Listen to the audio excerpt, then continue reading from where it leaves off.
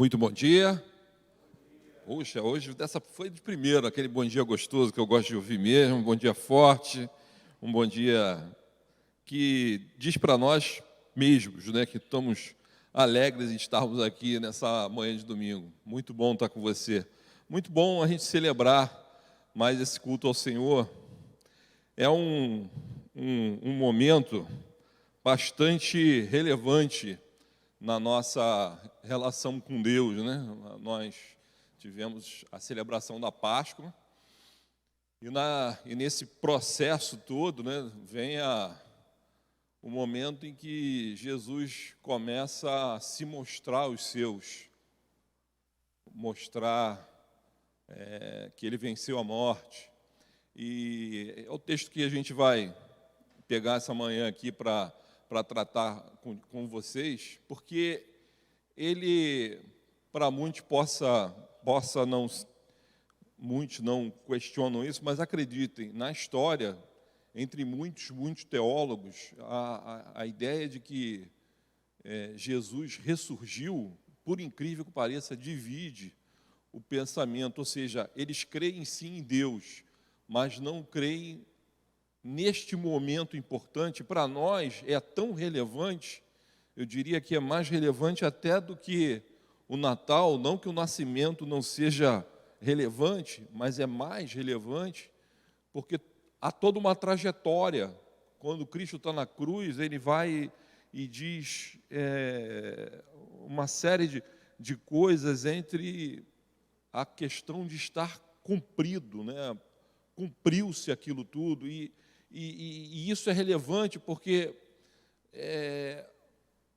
nós precisamos visitar esse lugar, visitar esse momento, visitar esse reencontro de Jesus com os seus discípulos pós-crucificação, porque ele mexe com a gente no dia a dia. Eu tenho certeza que mexe com você, porque eles ficaram mexidos com essa situação, e a gente vai falar sobre algumas coisas. O meu tema para essa manhã é pensar em projetos inacabados. Projetos inacabados.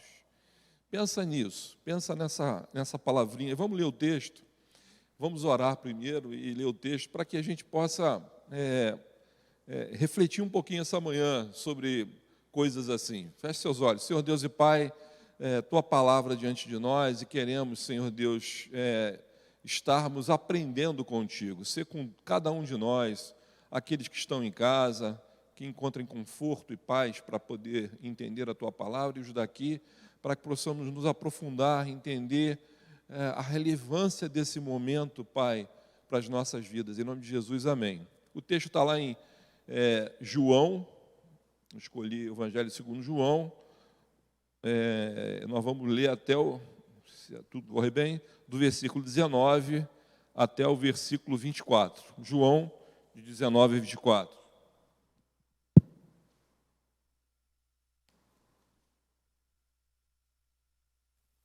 Estão em casa, deve ter na sua tela, João 19 a 24.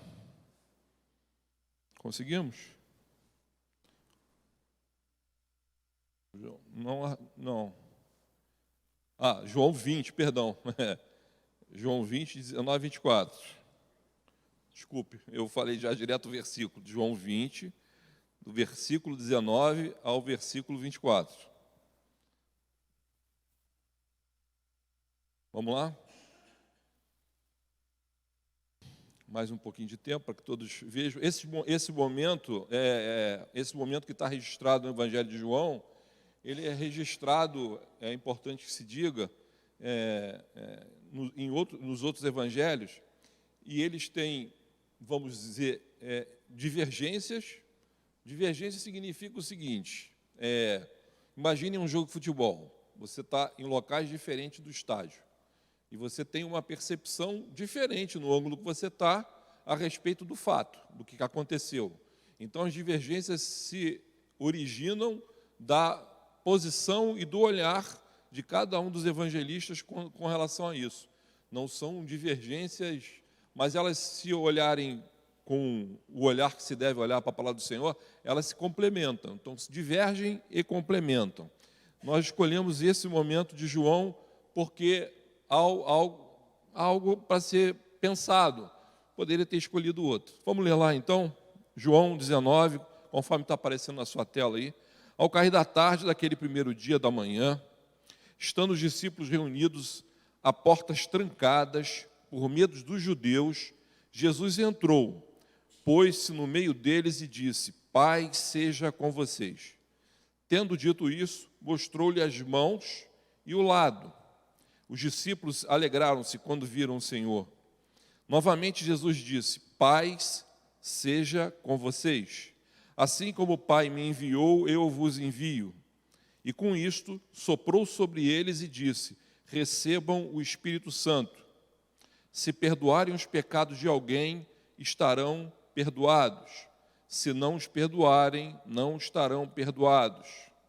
Tomé, chamado Dídimo, um dos 12, não estava com os discípulos quando Jesus apareceu. Até aí. Na verdade, a perícope, que é a parte que a gente costuma tratar, ela iria até o 23, mas eu propositalmente deixei o 24 aqui, vocês vão entender por quê. Primeiramente, e começando pelo 24, você já sabe que entre os discípulos naquele momento, quem não estava? Judas, obviamente, porque já tinha se enforcado, e Tomé, que é apelidado de Dídimo, ou parte do nome dele, também não estava ali. Então, aquele grupo estava lá. E o texto vai falar que era o primeiro dia da semana à tarde, Todos sabem que os horários judaicos, o início do dia, o fim do dia, não se dá como o nosso aqui à meia-noite, Ele se dava a medida do tempo, a medida do tempo era no cair da tarde, era com o movimento da lua e do sol, Então, no final da tarde, aqui já está no primeiro dia da semana, no final desse primeiro dia da semana. E esse encontro aqui está claro, aqui, eles dizendo, Então, estavam trancados, portas de casa trancadas, e esses discípulos, remanescentes deles, estavam ali por medo que tinham dos judeus, lá no versículo 19. É bom lembrar que eles estão com muita clareza do que está acontecendo e há todo motivo para eles estarem ali, E aqui vai falar que tinham medo dos judeus, mas quem foi o exercício, quem exercitou a morte foram os romanos, mas eles estavam muito claros, sabiam que tudo foi maquinado pelos judeus que se contrapunham a Jesus. Então, eles tinham medo real, eram coisas reais, não eram imaginários. Eles não sabiam mais o que fazer.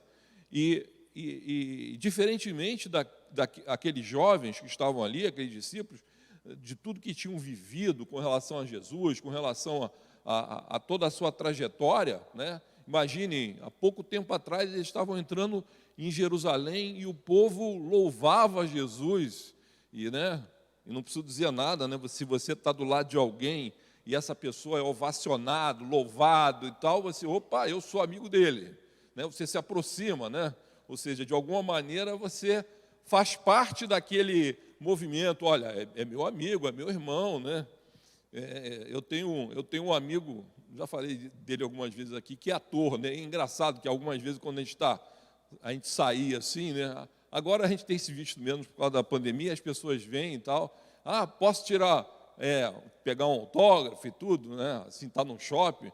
Aí ele, pode sim. Aí eu falo, você quer o meu também? Eu não sou ninguém, então não faz diferença. Mas as pessoas querem se aproximar dessas pessoas que estão aparecendo muito e querem fugir, como Pedro fugiu, quando o risco é iminente. Então, lembrando aqui, esse Pedro também está ali nesse momento. Ele sabe o que aconteceu, que ele negou, enfim.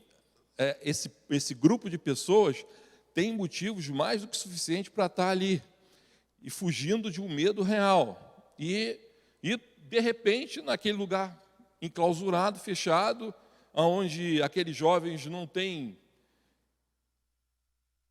Eu queria que você se deslocasse para lá e pensasse assim, que perspectivas esses jovens tinham? Já se passaram alguns dias da crucificação de Jesus, ele estava lá, enfim, quais são os projetos? Afinal de contas, aqueles jovens, e é isso que eu queria que você pensasse comigo para a sua realidade hoje, eles tinham projetos, eles dedicaram boa parte da vida deles a estar com Jesus naquela caminhada, tempos, horas, as coisas estavam lá, eles modificaram coisas da sua própria vida. Alguns pescavam, outros tinham outros afazeres, e eles se redirecionam e, de repente, toda essa vida ela é interrompida com a morte de Jesus, e essa interrupção os deixa com medo, e eles, além de temer pela própria vida e repetir com eles aquilo que aconteceu com Jesus, se os judeus continuam a sua saga, eles também têm seus próprios projetos inacabados, eles abandonaram suas coisas, abandonaram tudo, e aí dizer, o que eu vou fazer? Como eu vou reagir a isso? Ou seja, além do medo que é registrado aqui, há uma série de perguntas. Como vai ser daqui para frente? Afinal de contas, eu vou voltar e vai acontecer algo parecido com Pedro, que foi reconhecido lá, e as pessoas vão... Porque tinha acontecido com Pedro estava ali. Nós, talvez, não nos aproximemos tanto desse lugar, desse medo, hoje aqui no Brasil, e como o pastor realmente falou aqui, mais de uma vez, a oportunidade de poder aqui falar de Deus abertamente e sem problemas, ela não reflete o que muitas vezes, por exemplo, hoje na China, ocorre com nossos irmãos lá, onde isso aqui é uma impossibilidade. Então, esse medo de um grupo maior de poder impedir que eu possa me relacionar com Deus é algo que, às vezes, eu vou ter dificuldade de me aproximar desse medo, dessa situação. Mas se eu pensar em projetos inacabados, em coisas que eu vivi, porque eu tenho certeza que você, durante a sua vida, se não for muito diferente de mim, questionou e pensa na possibilidade de todo esse relacionamento com Deus o tempo todo. Será que esse Deus existe mesmo? Será que isso não é fruto da minha imaginação? Será que todo esse investimento meu de vida, de relacionamento com Deus, de ir na igreja, de falar disso, de ler a Bíblia, será que é isso mesmo? Ainda que seja... Não, Fânia, eu nunca fiz isso um segundo da minha vida. Que bom para você. Mas há pessoas que refletem sobre isso, pensam, e eu já pensei e fico olhando, nossa, como seria isso? O que significou esse tempo todo? É isso que está passando na mente desses jovens. E de imediato Jesus vem lá e vai falar sobre Pai seja convosco. E ele começa já uma introdução maravilhosa, que a gente já vai falar aqui. Mas percebam, o medo desses jovens era tão grande, que reparem que o texto não fala em momento nenhum que eles estavam trancados. Imagine você, se vocês estão trancados com medo hoje, algo que está acontecendo lá fora terrível, e vocês estão provavelmente sendo perseguidos, ou acham que estão aqui, eles não estavam sendo perseguidos, mas havia uma possibilidade muito grande, a perseguição acontece depois, mas de acontecer. O que você faria? Você talvez orasse, não é? Não há registro, o pavor é tão grande, o medo é tão grande, a talvez desilusão com aquilo tudo que está acontecendo foi tão grande, que eles não foram pegos em oração, como há outros registros que se chega e não estavam lá orando, e Deus lá atrás, lá no Gólgota, vai falar com eles, olha, vocês têm que se debruçar em oração, e isso parece que fugiu. Será que algumas vezes na tua vida você se percebeu assim, com medo, com reflexão sobre a vida, sobre projetos inacabados, coisas que talvez você tenha investido? Será que eu fiz certo? Será que aquilo tudo valeu a pena? Porque é sobre isso que eu estou falando com você essa manhã. E é sobre esse novo encontro que Jesus vem falar com os discípulos, que eu quero que você reflita. E para começar,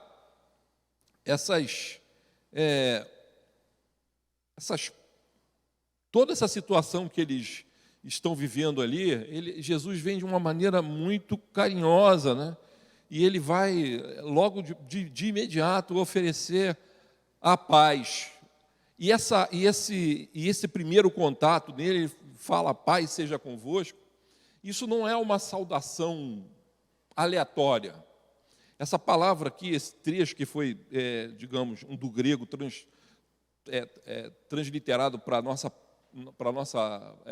para a língua portuguesa, esse Pai seja convosco, ele tem um mistério no sentido da compreensão do que estava sendo dito ali de Jesus para eles. Eles estavam com medo, eles estavam trancados.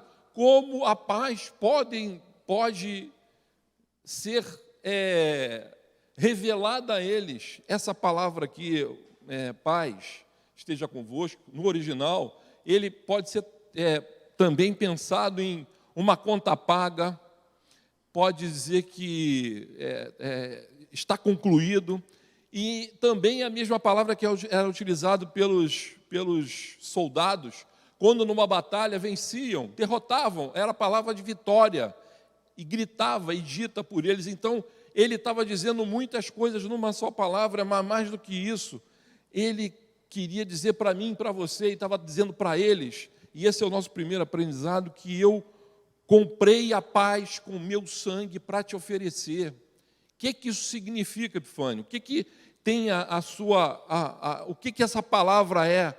Isso não é um bom dia, isso não é tenha um bom dia, não é modificar a situação de que os judeus e todas as suas preocupações vão fugir a cabeça, não vai mudar nada lá fora. Eu entrei, vocês estavam trancafiados, isso continua, a situação continua, mas é preciso que vocês se lembrem que eu estou aqui, eu comprei uma paz que o mundo não pode dar, e isso precisa fazer parte do meu primeiro lembrete pela manhã.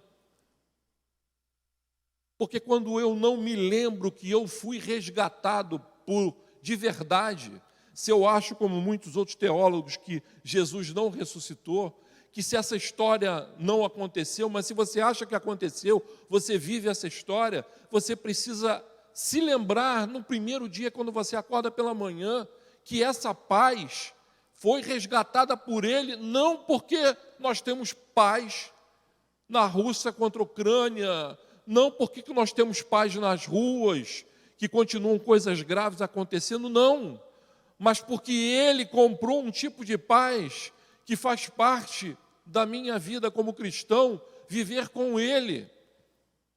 E as outras coisas, Epifânio, vão ser resolvidas a partir desse ponto.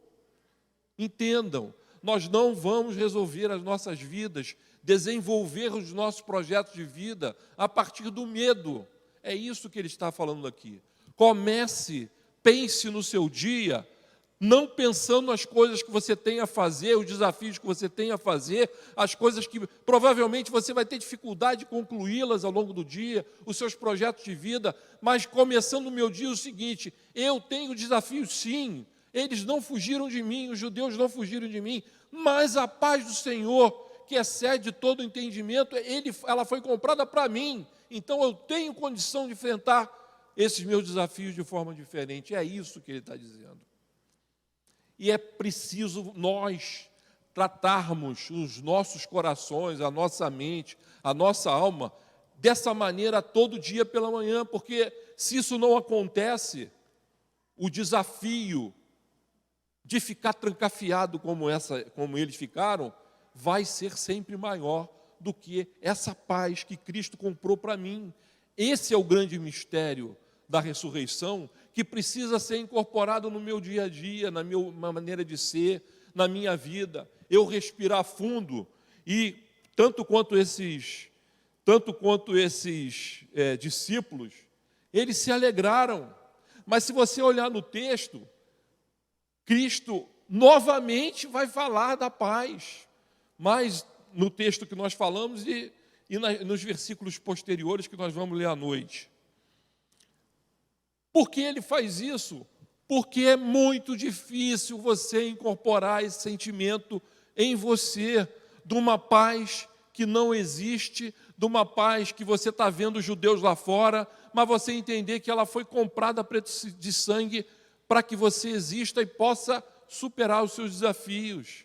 Jesus é tão caridoso, tão cuidadoso comigo, com você, que para os discípulos que estavam com ele está repetindo isso de novo, e eu estou insistindo em repetir para vocês, para que vocês repitam para si mesmos, para que o seu dia comece assim, com uma palavra de paz, de uma paz que não tem a ver com o que está acontecendo lá fora, mas uma paz que se realiza pela ressurreição de Cristo na sua vida.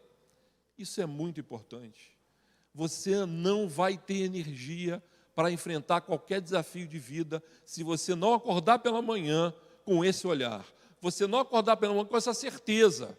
Se você tiver ainda questionando a possibilidade de Cristo não ter ressuscitado por você individualmente, você não vai reagir aos desafios da vida. O medo vai continuar. Acredite nisso.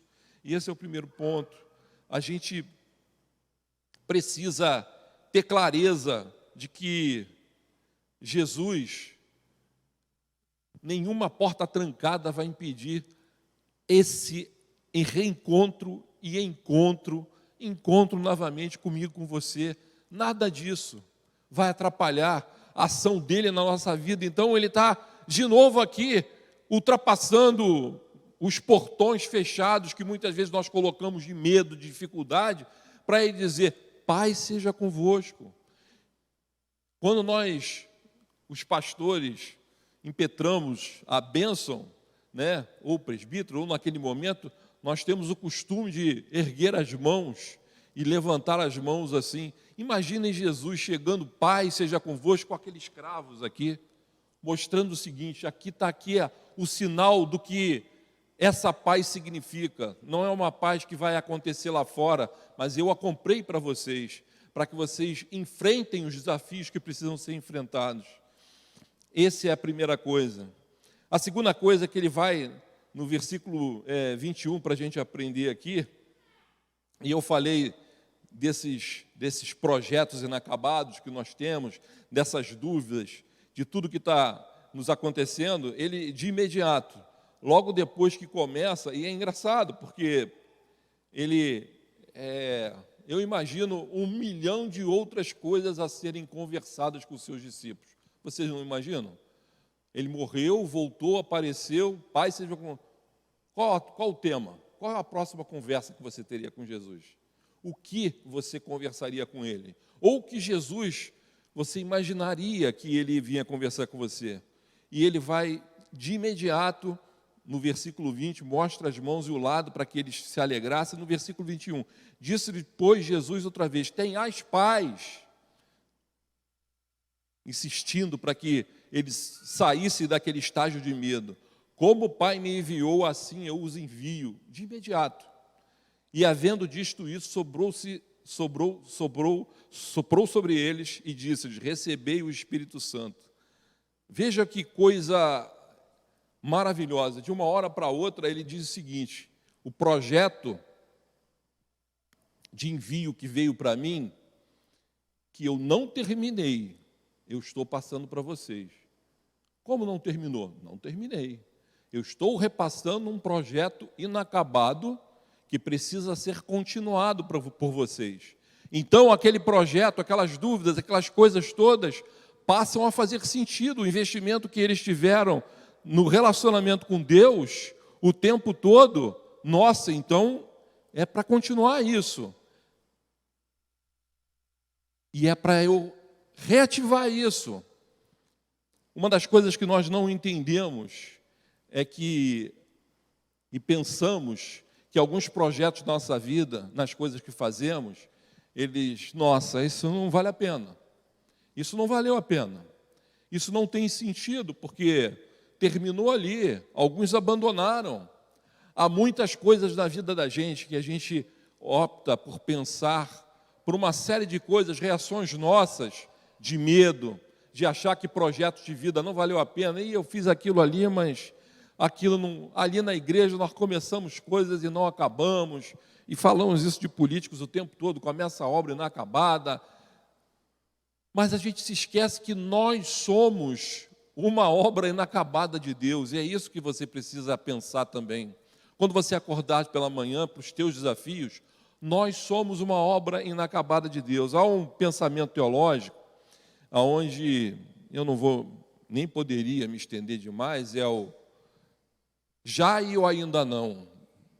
Acredito que muitos já tenham ouvido falar, não sei se na escola dominical alguém já tratou um pouco disso, mas é um tema. O já e o ainda não. O já significa, de uma maneira muito rápida e simplória, mas Cristo veio e morreu na cruz e o seu reino já está aqui, mas ainda não. E o que significa isso? Há uma tensão e uma ideia de frustração muito grande, aonde eu queria ter as coisas resolvidas, mas ainda não foram resolvidas. Mas Deus está me dando e me fazendo permitir que eu usufrua dos frutos de um reino vindouro hoje. Pode parecer louco, mas bênçãos que acontece contigo hoje, elas serão muito mais e maiores num reino vindouro, mas Ele já nos está dando hoje, no meu dia a dia, para eu superar meus desafios. Então você vai ter sempre uma ideia de projetos que não se concluíram. Mães sabem bem disso, né? Mães falam assim para os seus filhos: não, você é meu filho a vida toda. Eu vou cuidar de você a vida toda. Ele vai ser meu filho a vida toda.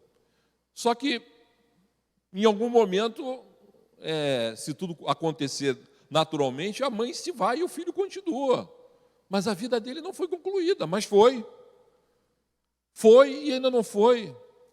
Essa relação de tensão do já e o ainda não, muitas vezes nos faz pensar que nós temos projetos nossos, que nós somos pessoas que as coisas não dão certo, nossos projetos são ainda inacabados, mas a tensão precisa ser restabelecida. Eu queria mostrar para vocês uma igreja que existe na Espanha. Pode botar a imagem dela aí na tela? Não sei quantos conhecem. Essa aí é chamada a Sagrada Família. É a construção mais bonita de Barcelona. Se vocês olharem bem, verão guindastes lá por trás, 3 guindastes. Esse é o monumento, eu diria que é o Cristo deles, mas do país. Essa igreja, chamada de Sagrada Família, é um projeto e ele já está sendo construído há 140 anos. 140 anos. A previsão de acabar é em 2026. Você imagina o que é isso? Você imagina o idealizador disso? Escreveu e desenhou algo que ele não viu terminar? Imagina quantos e quantos trabalhadores trabalharam num lugar, aí por dentro é lindo, lindo. Trabalharam num lugar, são filas para visitar algo inacabado. Eu queria deixar essa imagem para você compreender que o projeto de Deus nas nossas vidas é assim, é inacabado sim, continua assim, mas é lindo sim, vale a pena sim. Nós precisamos encontrar isso na força da paz que Deus resgatou para nós, para construir a nossa vida. Vale a pena. É o mesmo olhar de uma mãe para o filho, que ela não desiste dele, independente de tudo que está acontecendo, para que ele continue.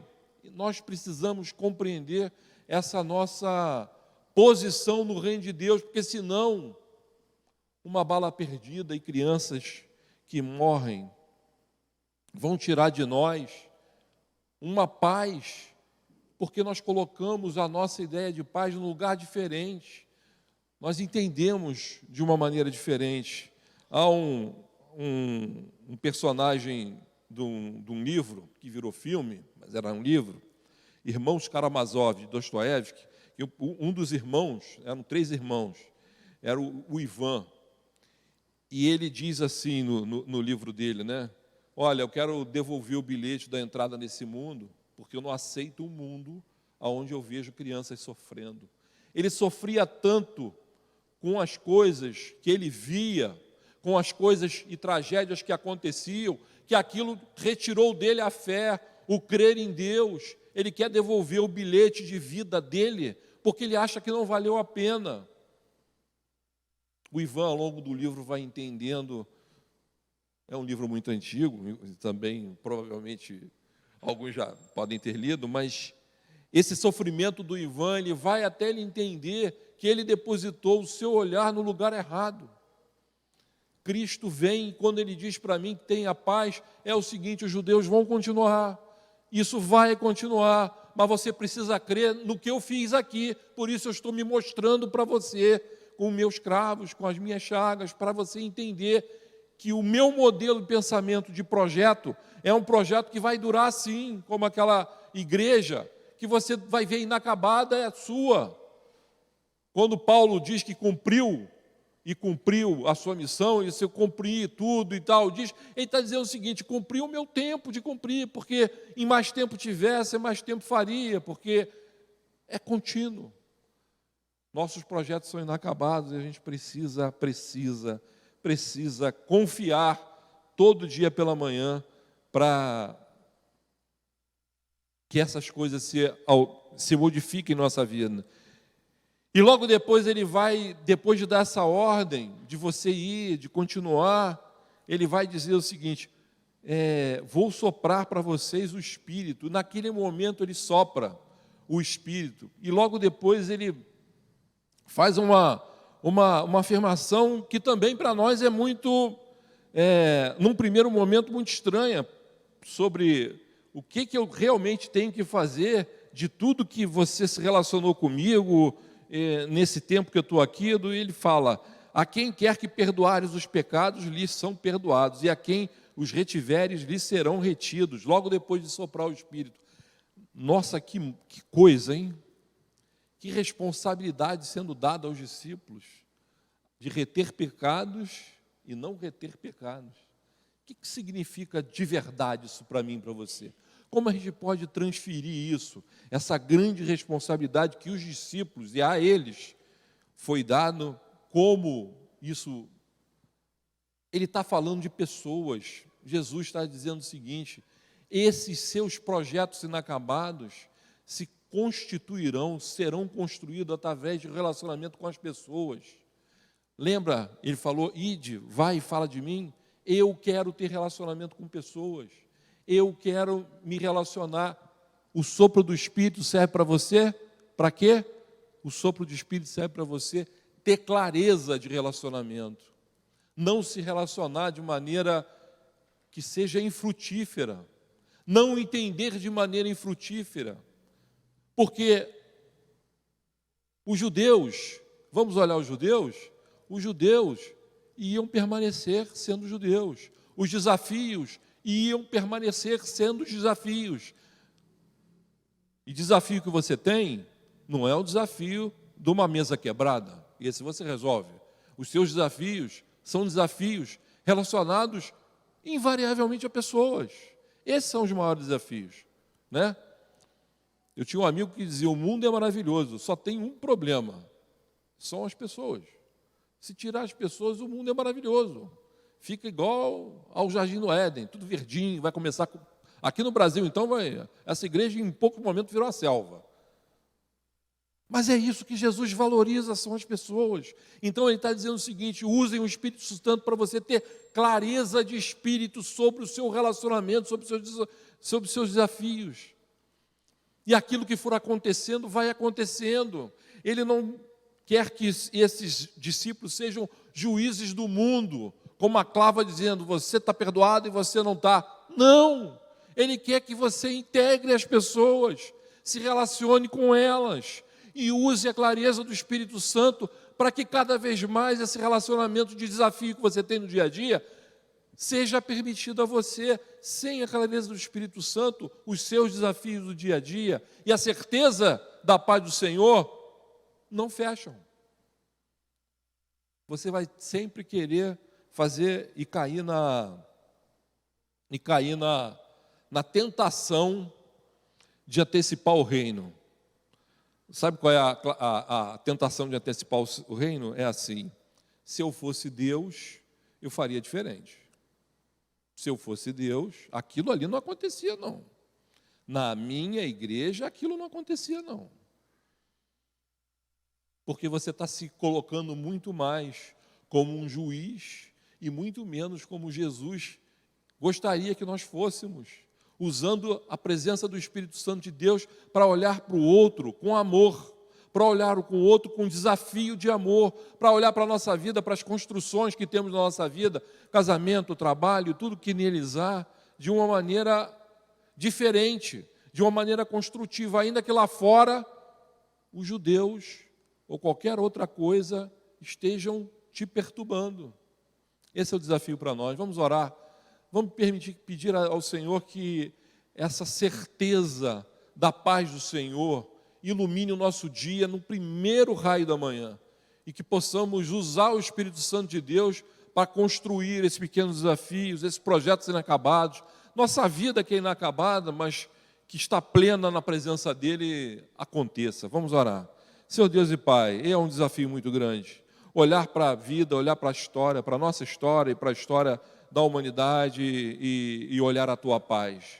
A paz que Tu resgataste, Senhor Deus, quando voltasse a vida por nós. Ó Senhor, obrigado pela Tua santa presença. Nos dá essa certeza da Tua paz.